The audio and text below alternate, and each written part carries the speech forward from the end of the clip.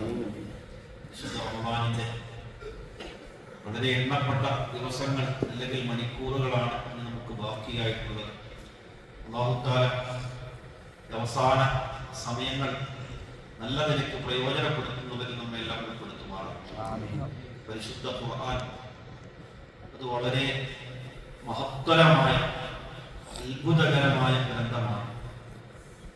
ലൈലത്തുൽ ഖദറിലാണ് അത് അവതരിച്ചത് എന്ന് പറഞ്ഞു. ഖുർആനെ നമ്മൾ മനസ്സിലാക്കുമ്പോൾ ഖുർആനുമായി ബന്ധപ്പെട്ടതെല്ലാം ഏറ്റവും ഉന്നതിയിലുള്ളതാണ് എന്ന് നമുക്ക് മനസ്സിലാക്കും. ഖുർആൻ ഇറക്കിയത് ആരാണ്? അല്ലാഹു സുബ്ഹാനഹു വ തആല. അത് ഏറ്റവും ഉന്നതമാണ്. അത് ആര് മുഖേനയാണ് ഇറക്കിയത്? ജിബ്രീൽ അലൈഹിസ്സലാം. മലക്കുകളിൽ ഒന്നാം നമ്പർ ഏറ്റവും ഉന്നതനായ ഖറബുൽ അംലാഖാണ് ജിബ്രീൽ അലൈഹിസ്സലാം. അതുപോലെ അത് ആരുടെ മേലാണ് ഇറക്കിയത്?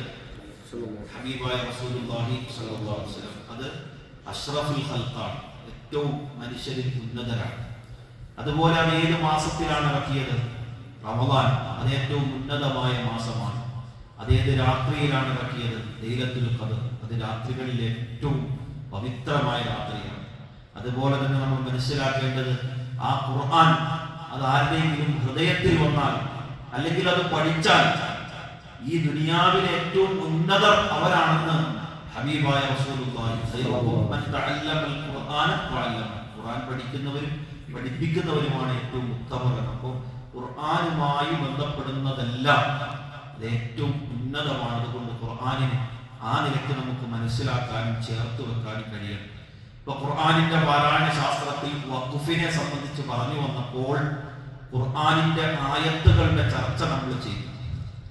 ഖുർആനിൽ എത്ര ആയത്തുണ്ട് എന്ന് ചോദിച്ചപ്പോൾ നമുക്ക് പലർക്കും അത് അറിയില്ല. അപ്പോ 7 തരത്തിലുള്ള ഖിറാഅത്തുണ്ട് എന്നും ആ 7 ഖിറാഅത്തുകളിൽ 95% രാജ്യങ്ങളിലും ഓതുന്ന ഹഫ്സ് റഹ്മത്തുള്ളാഹി അലൈഹിയുടെ റിവായത്ത് അനുസരിച്ചുള്ള ഖിറാഅത്ത് അനുസരിച്ച് ആ ഖുർആനിൽ എത്ര ആയത്താണുള്ളത്? എത്ര ആയത്താണുള്ളത്? നമ്മൾ ഓതുന്ന ഖുർആനിൽ എത്ര ആയത്തുണ്ട്? 6666 ആയത്ത് സാറങ്ങ് നോക്കിയിട്ടുണ്ടോ? എണ്ണിയാ കാണില്ല.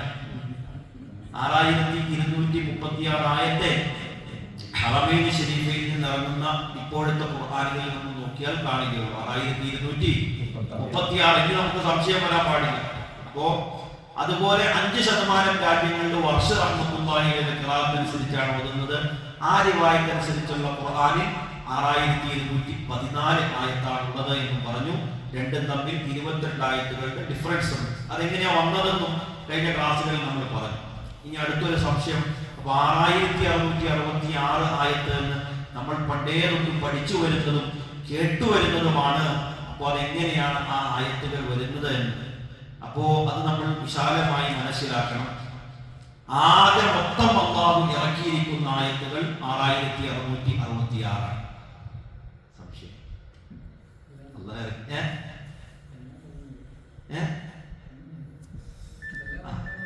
എല്ലാം കണക്കാണോ? ഇല്ല, ഞാൻ പറഞ്ഞുതരാം. അതാ ഞാൻ വിശദീകരിച്ചു തന്നെ, അപ്പോഴാണ് മനസ്സിലാവുക. അതായത് അല്ലാഹു സുബ്ഹാനഹു വ തആല ആകെ ഇറക്കിയിരിക്കുന്ന കൽപ്പനകളുടെ ആയത്ത് 1000ആണ്. എത്ര കൽപ്പനകൾ അല്ലാഹു മൊത്തത്തിൽ ഇറക്കിയിട്ടുണ്ട്? 1000 ആയത്തുകൾ കൽപ്പനയ്ക്ക് വേണ്ടി അല്ലാഹു തആല ഇറക്കിയിട്ടുണ്ട്. അത് മനസ്സിലായോ? കൽപ്പന എന്ന് പറഞ്ഞതാ അംറ്, നമ്മോട് കൽപ്പിക്കാൻ വേണ്ടി അല്ലാഹു തആല ഇറക്കിയ ആയത്തുകൾ എത്രയാണ്? 1000 ആയത്തുകൾ. നിരോധനയ്ക്ക് വേണ്ടി അല്ലാഹു തആല ഇറക്കിയ ആയത്തുകൾ എത്രയാണ്? 1000 ആണ്. ഇപ്പൊ 2000 ആണ്. വഅദിന് വേണ്ടി നമുക്ക് താക്കീത് നൽകാൻ വേണ്ടി അല്ലാഹു ഇറക്കിയ ആയത്തുകൾ 1000 ആണ്. 3000 ആണ്. വഈദ്, വാഗ്ദാനങ്ങൾ അല്ലാഹു തആല നൽകാൻ വേണ്ടി ഇറക്കിയ ആയത്തുകൾ 1000 ആണ്. ഇപ്പൊ 4000 ആണ്. അതുപോലെ ഖസസ് വ അഖ്ബാർ, കഥകളും വാർത്തകളും അറിയിക്കാൻ വേണ്ടി അല്ലാഹു തആല ഇറക്കിയ ആയത്തുകൾ 1000 ആണ്. എത്രയായി? 5000 ആണ്. അതുപോലെ ഇബറത്തുൻ വ അംസാൽ, ഗുണപാഠവും ഉദാഹരണങ്ങൾക്കും വേണ്ടി അല്ലാഹു തആല മൊത്തത്തിൽ ഇറക്കിയ ആയത്തുകൾ 1000 ആണ്. എത്രയായി? 6000 ആണ്. ഹലാല് ഹറാമുകളെ പഠിപ്പിക്കാൻ അല്ലാഹു തആല ഇറക്കിയ ആയത്തുകൾ 500 ആണ്. 6500 ആണ്. ദിക്ർ, തസ്ബീഹ്, ദുആ ഈ നിലയിൽ ഖുർആനിൽ അല്ലാഹു തആല ഇറക്കിയ ആയത്തുകൾ 100 ആണ്. എത്രയായി? 6600 66 ആയത്തുകൾ നാസിഖ് മൻസൂഖിന് വേണ്ടി അല്ലാഹു തആല ഇറക്കിയിട്ടുണ്ട്. അപ്പോൾ മൊത്തം എത്ര ആയത്തായി? 6666 ആയത്ത്. എന്നാൽ പല ആയത്തുകളും അല്ലാഹു തആല ഇറക്കിയിട്ട് അതിനെ അസ്ഥിരപ്പെടുത്തിയിട്ടുണ്ട്. പല ആയത്തുകളും അല്ലാഹു തആല ഇറക്കിയിട്ട് അതിനെ അല്ലാഹു തആല അസ്ഥിരപ്പെടുത്തിയിട്ടുണ്ട്. ആ സമയത്ത് അല്ലാഹു തആല ഇറക്കി, പക്ഷെ അതിനെ മാറ്റിയിട്ടുണ്ട്. ബഹുമാനപ്പെട്ട ഉസ്മാൻ ഇബ്നു അഫ്ഫാൻ റളിയല്ലാഹു അൻഹു ആണ് ഖുർആനിനെ എഴുതി പൂർത്തിയാക്കിയത്. എഴുതി എന്താണ്? പ്രത്യേക ഒരേ രൂപത്തിൽ എഴുതി പൂർത്തിയാക്കിയതാണ് ഉസ്മാൻ റളിയല്ലാഹു അൻഹു. ബുഖാരി ഒറ്റ പ്രതി തയ്യാറാക്കി, പക്ഷേ വിവിധ നാടുകളിലേക്ക് ഒരേ രീതിയിൽ ഓതാൻ മുസ്ഹഫുകൾ തയ്യാറാക്കി അയച്ചത് ഉസ്മാൻ ഇബ്നു അഫ്ഫാൻ റളിയല്ലാഹു അൻഹു ആണ്. അപ്പോൾ ആ ഉസ്മാൻ ഇബ്നു അഫ്ഫാൻ റളിയല്ലാഹു അൻഹു ഖുർആൻ എഴുതിയപ്പോൾ അതിലെ അസ്ഥിരപ്പെട്ട ആയത്തുകൾ എടുത്തു മാറ്റി. അസ്ഥിരപ്പെട്ട ആയത്തുകൾ ഉസ്മാൻ റളിയല്ലാഹു അൻഹു എടുത്തു മാറ്റി. കാരണം അതുകൊണ്ട് പ്രയോജനമില്ല. അല്ലാഹു തആല അസ്ഥിരപ്പെടുത്തിയതാണ്. മഹദിയായ ആയിഷ ബീബി റളിയല്ലാഹു അൻഹയ്ക്ക് ഒരു പ്രത്യേക ഖുർആൻ ഉണ്ടായിരുന്നു. ആയിഷ ബീബി ഓതിക്കൊണ്ടിരുന്ന പ്രത്യേക ഖുർആൻ, അതിൽ ഇതുപോലെ അസ്ഥിരപ്പെടുത്തപ്പെട്ട പല ആയത്തുകളും ആയിഷ ബീബി റളിയല്ലാഹു അൻഹയുടെ കിതാബിൽ ഉണ്ടായിരുന്നു. ഇപ്പോൾ ഉദാഹരണം പറഞ്ഞാൽ ഹാഫിദു അല സ്വലവാത്തി വസ്സലാത്തിൽ വുസ്താ വഖൂമു ലില്ലാഹി ഖാനിതീൻ എന്ന ആയത്തുണ്ട്. നിങ്ങൾ ഫർദ് നമസ്കാരങ്ങൾ പ്രത്യേകം സൂക്ഷിക്കണം. വസ്സലാത്തിൽ വുസ്താ, ഉസ്തയായ നമസ്കാരത്തിൽ നിങ്ങൾ പ്രത്യേകം സൂക്ഷിക്കണം എന്ന് അല്ലാഹു തആല ആയത്തിറക്കി. അതിനുശേഷം വഖൂമു ലില്ലാഹി ഖാനിതീൻ എന്നാണ് നമ്മൾ ഇപ്പോൾ ഓതുന്ന ഖുർആനിലുള്ളത്. പക്ഷേ ആയിഷ ബീബി റളിയല്ലാഹു അൻഹയുടെ ഖുർആനിൽ ഹാഫിദു അല സ്വലവാത്തി വസ്സലാത്തിൽ വുസ്താ വ അലാ സ്വലാത്തിൽ അസ്രി എന്ന് കൂടി ഉണ്ടായിരുന്നു. വലാ സ്വലാത്തിൽ, ഈ സ്വലാത്തുൽ വുസ്ത ഏതാണ് എന്ന്, കാരണം സ്വലാത്തുൽ വുസ്ത ഏറ്റവും പ്രധാനപ്പെട്ട നിസ്കാരമാണ്, ഭയങ്കര മഹത്വമുള്ളതാണ്. പക്ഷേ അത് അസറാണോ മഗ്രിബാണോ എന്ന് അഭിപ്രായ വ്യത്യാസമുണ്ട്. പക്ഷേ അന്ന് അല്ലാഹു ഇറക്കിയിരുന്നു വലാ സ്വലാത്തിൽ അസ്രി എന്ന്. പിന്നീട് അത് എന്ത് ചെയ്തു? മാറ്റപ്പെട്ടു. അത് നന്മയ്ക്ക് വേണ്ടിയാണ്. ലൈലത്തുൽ ഖദ്ർ എന്നാണെന്ന് അല്ലാഹു അറിയിച്ചു കൊടുത്തു. പക്ഷേ അത് എന്ത് ചെയ്തു? മറപ്പിക്കപ്പെട്ടു. അതുപോലെ സ്വലാത്തുൽ വുസ്ത നിങ്ങൾ ശ്രദ്ധിക്കാൻ പറഞ്ഞ ആളുകളെല്ലാം സ്വലാത്തുൽ വുസ്തയിൽ കയറി പിടിച്ചു കഴിഞ്ഞാൽ അത് ശരിയല്ല എന്നതുകൊണ്ട് അതെടുത്തു മാറ്റി അല്ലാഹു തആല മൊത്തത്തിൽ എന്ന് പറഞ്ഞു. അപ്പോൾ അതുപോലെ പല ആയത്തുകളും ഇന്നല്ലാഹു വമലായികതഹു യുസല്ലൂന അലൻ നബി യാ അയ്യുഹല്ലദീന ആമനൂ സല്ലു അലൈഹി വസല്ലിമു തസ്ലീമ എന്ന് കഴിഞ്ഞ് നമ്മൾ ഓതുന്ന ഖുർആനിൽ ഇല്ലാത്ത ഒരു ആയത്ത് ആയിഷ ബീബി റളിയല്ലാഹു അൻഹയുടെ ആയത്തിലുണ്ടായിരുന്നു. വഅലാ യുസല്ലൂന അല സുഫൂഫിൽ ഊല എന്ന് ആയിഷ ബീബി റളിയല്ലാഹു അൻഹയുടെ ഖുർആനിലുണ്ടായിരുന്നു. പക്ഷെ അത് ഇന്നത്തെ ഖുർആനിലില്ല. അപ്പോൾ ചില ആയത്തുകൾ അല്ലാഹു തആല അസ്ഥിരപ്പെടുത്തി. എന്നാൽ മൊത്തത്തിൽ അല്ലാഹു തആല ഇറക്കിയ ആയത്തുകൾ അനുസരിച്ച് നോക്കുമ്പോൾ ഈ പറഞ്ഞ വിഭാഗങ്ങളിലൂടെ 6666 ആയത്തുകൾ കിട്ടുന്നുണ്ട്. പക്ഷേ അസ്ഥിരപ്പെടുത്തപ്പെട്ടതൊക്കെ മാറ്റി നമ്മളിപ്പോൾ ഖുർആനിൽ എത്രയേ ഉള്ളൂ? 6236 ആയത്തുകൾ. അത് ആ നിലയ്ക്ക് നമുക്ക് മനസ്സിലാക്കിയാലാണ് കൃത്യമായി നമുക്കത് എന്ത് ചെയ്യുകയുള്ളൂ? മറ്റുള്ളവർക്ക് പറഞ്ഞു കൊടുക്കാനും നമുക്ക് തന്നെ ബോധ്യപ്പെടുകയും ചെയ്യുകയുള്ളൂ. അല്ലാഹു തആല കാര്യങ്ങൾ നല്ല നിലയ്ക്ക് മനസ്സിലാക്കാൻ തൗഫീഖ് നൽകുമാറാകട്ടെ. അപ്പോൾ വഖഫ് പറഞ്ഞു വന്നത്, വഖഫ് നമ്മൾ ചെയ്യുമ്പോൾ കൃത്യമായി അത് സൂക്ഷിച്ച് വഖഫ് ചെയ്യണം. മദ്ദുകളുടെ വിഭാഗങ്ങൾ കൃത്യമായി പറഞ്ഞു. ഇൻഷാ അല്ലാഹ് നാളെ അതിന്റെ ഒരു പരീക്ഷ ഉണ്ടാവും. അപ്പോൾ വഖഫുകൾ അല്ല, മദ്ദുകൾ അസ്ലിയുണ്ട്, ഫറഇയുണ്ട്. അസ്ലി 2 ഹർക്കത്ത് നീട്ടിയാൽ മതി. ഫറഇ പലതരത്തിൽ നീട്ടണം എന്ന് ഞാൻ പറഞ്ഞിരുന്നു. അപ്പൊ അവിടെ അവസാനത്തെ മദ് വന്നപ്പോൾ സുക്കൂൻ, ആര്യതായ സുക്കൂൻ വന്നാൽ, അതായത് വഖഫ് ചെയ്യുമ്പോൾ സുക്കൂൻ വന്നാൽ അവിടെ മദ് ആര്യലും മദ് ലീനും വരുമെന്ന് പറഞ്ഞു. അവിടെ നിന്നാണ് നമ്മൾ ഈ ചർച്ച പോയത്. അപ്പൊ ആ മദ്ദുകളുടെ വിഷയം എല്ലാവരും ഒന്ന് നാളെ നോക്കിയിട്ട് വരിക.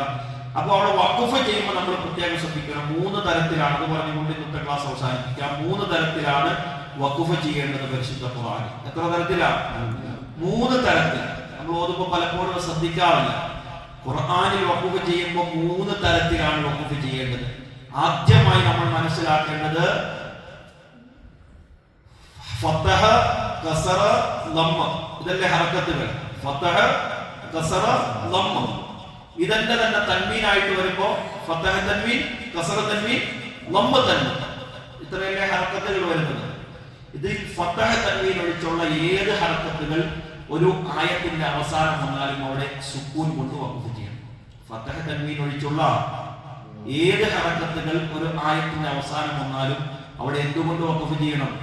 സുക്കൂൻ കൊണ്ട് നമ്മൾ നിർത്തണം. ഉദാഹരണം പറഞ്ഞാൽ അൽഹംദുലില്ലാഹി റബ്ബിൽ ആലമീൻ.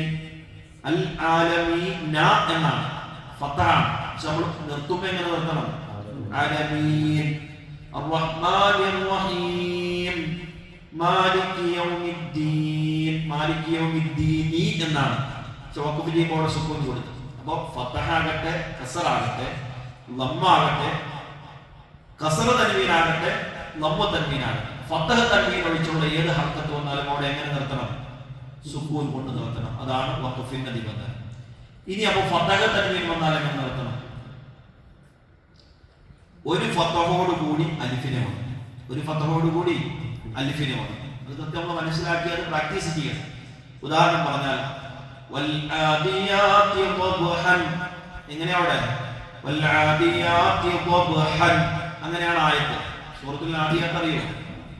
വൽആദിയാതി ളബ്ഹ ഫൽമൂരിയാതി ഖദ്ഹ ഫൽമുഗീറാതി സുബ്ഹ.